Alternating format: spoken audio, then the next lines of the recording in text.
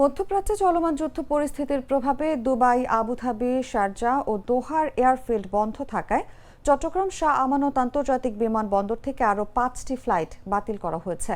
মঙ্গলবার রাত 10টা 18 মিনিটে চট্টগ্রাম শাহ আমানত আন্তর্জাতিক বিমানবন্দর কর্তৃপক্ষের জনসংযোগ কর্মকর্তা প্রকৌশলী মোহাম্মদ ইব্রাহিম খলিল বিষয়টি জাগো নিউজকে নিশ্চিত করেছেন।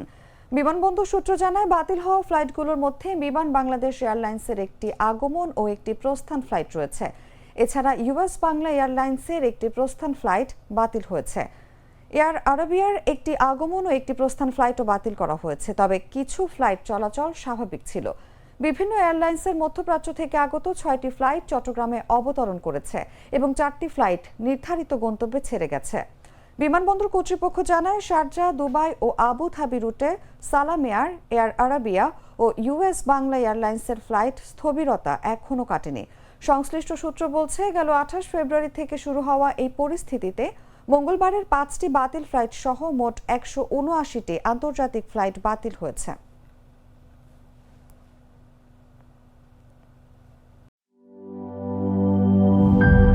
গ্লিটারের টুইন লেমন ও অ্যান্টিব্যাকটেরিয়াল ফর্মুলা বাসনকে চকচকে জীবাণুমুক্ত করে আমাদের দেয় গ্লিটার গ্যারান্টি।